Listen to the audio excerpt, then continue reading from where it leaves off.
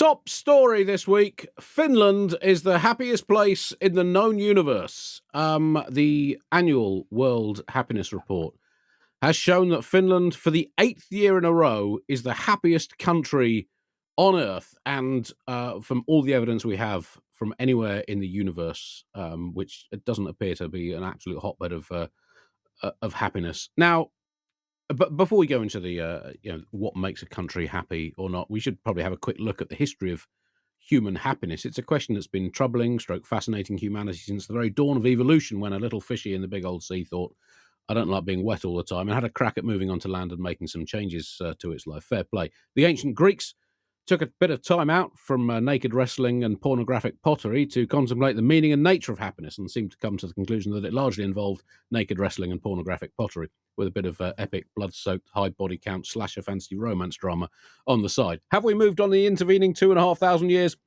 I don't think we have. After the collapse of Greek civilization, politics and religion came to the conclusion that the best thing to do was to try to eradicate as much happiness from as many people as possible, and did so successfully for most of the intervening couple of millennia, until the 1960s came along and a rather bizarre school of thought flickered into life, under which people should be able to do what they want with their lives. This rapidly transmuted into the unlicensed private school of thought that rich, powerful people should be able to do what they want with other people's lives, and here we are today. So, what do you guys make of this continuing triumph of Finland over all other countries on Earth in terms of happiness? I think it's a lie. I don't know. I think Finns are just the best at whipping their people into answering the questionnaire the way they want an answer. I don't know. Don't get me wrong. Finland's absolutely gorgeous. I love it. For about 3 days a year in the middle of July, it's a joy. But for the rest of the year, I mean, there's a reason they don't talk very much. It's too cold to open your mouth. Your tongue will freeze. And they're right there next to Russia. Maybe they answered the questionnaire right after they were let into NATO. And they were having a particularly good day. They were just like, oh, thank goodness, the coalition of the willing is going to come to our aid if Russia turns their attention to us. But I don't know. I'm not sure. I'm not sure I believe it. That said, I recognize that my theory that they've been whipping their citizens into answering this questionnaire falls down by the fact that China isn't even in the top 10. Because if anyone is going to make their populace the way they want to answer them, it would have been China. China, unsurprisingly, does not rate highly in happiness or in benevolent measures. They are not listed in top countries for helping strangers, returning lost wallets, volunteering, donating, none of those things. Unsurprisingly, Afghanistan is bottom, where they even, which I was amazed at, had a score for the women. They even said even the women are unhappy. And I went, I don't believe you were allowed to speak to them to find out. So I don't know. I have some issues with the report, but what I thought was really funny is that one of the ways that I'm a scientist. Okay, I'm always interested in the metrics. How are you judging this? And one of the metrics is how likely is your wallet to be returned by a neighbor, and the Netherlands is top in how likely. And I was like, now I don't want to live in the Netherlands. I know Netherlands is in the top 10 of happy, but I'm not going to feel comfortable if I know that my neighbors are constantly stealing my wallet. And then coming around and returning it to make themselves feel better. Well, that is deeply suspicious. That is the deeply suspicious view of the world, really, isn't it? Deeply suspicious. No, it's just logical. Why are your neighbors returning it the most? How many times has your wallet fallen out of your pocket in your own garden, and your neighbor who just happened to be trimming the hedge goes, "Oh, I'll return that to Neil later." I've been married for 10 years. I no longer control my wallet. I'm not let near my wallet. I have handed the stipend at the end of every week, and that is all I know. It's basically money is put into the prison commissary for me, and I spend it on razors and toilet paper, and that's it. I've been to Finland. I like the Finns. I think they're happy. 8 years in a row, though, Andy. It's a farmers' league. It's a farmers' league at this point. Even PSG haven't won it 8 times in a row. I'm against nation states getting involved in this sort of competition. The Finns are delighted with themselves, in my experience. And Annie Panto, 6 of the 7 dwarves are named happy at this point. McDonald's most popular meal is just called the meal in Finland. Because all meals in Finland are happy. The Fonz's sitcom was called Days. Pharrell Williams' biggest song has no name in Helsinki. And what's really important in this is, okay, the Finns did well, but Ireland was the 20th happiest country. And then we saw that the UK was 24th, and we immediately jumped 5 places to the 15th happiest country. Because that is how we measure it. Other countries have fallen down the rankings. One of the reasons, apparently, is because particularly Americans now, they don't eat together anymore. And eating together is one of those things that creates this sort of social cohesion.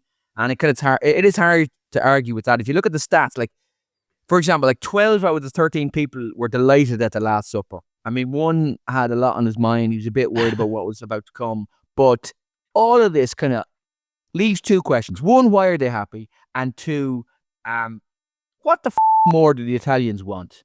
What do they want?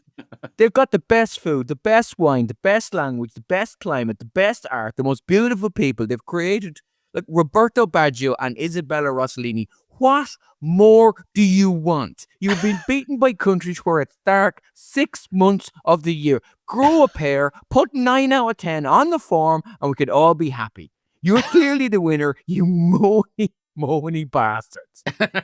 That's a very valid point. And you know, the top of the table is dominated by Nordic countries. Finland top, Denmark second, Iceland third, Sweden fourth, Norway seventh, with the Netherlands and Costa Rica storming into the top 10 in sixth place, followed by Israel in eighth, which I don't know what you can read into that. Anyway, but declining happiness and social trust in the US and Europe has been cited as a factor in the increased political polarization, because a lot of modern politics does depend on telling people how shit things are and pretending you could make them better.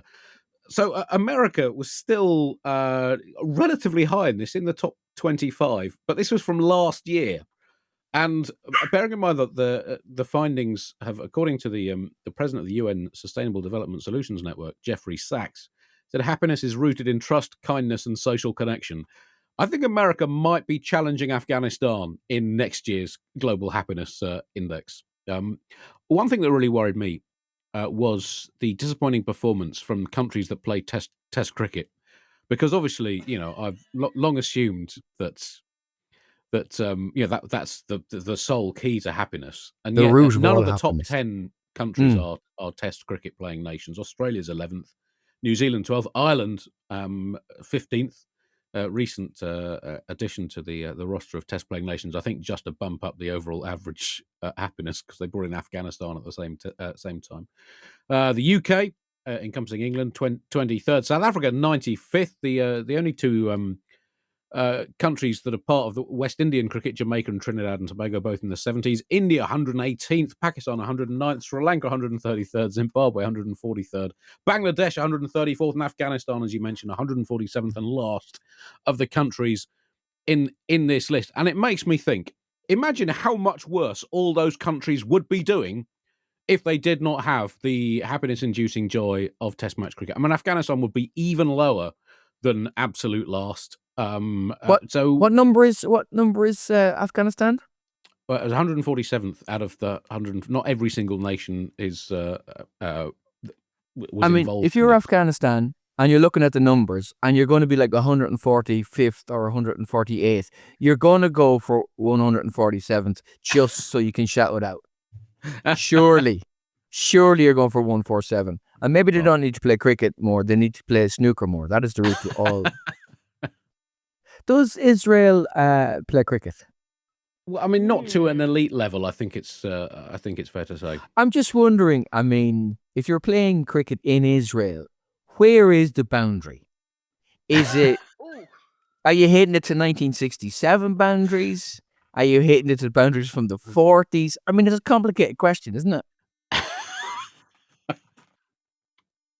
Along with Costa Rica, Mexico has made a first appearance in the top 10. So that great big wall might prove useful after all in the USA for keeping people in rather than keeping people out.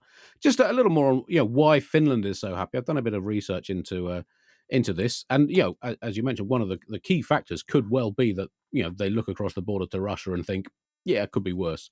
That's got to help, frankly. They became independent after several hundred years of non-independence, and looking at it from a British point of view, that appears to make people happier than being a fading post-imperial force harking after a fictitious age when it was better than it is now. It has a very and are forced to play cricket. That's a very generous welfare state. Huge number of lakes and islands, 168,000 lakes, 179,000 islands.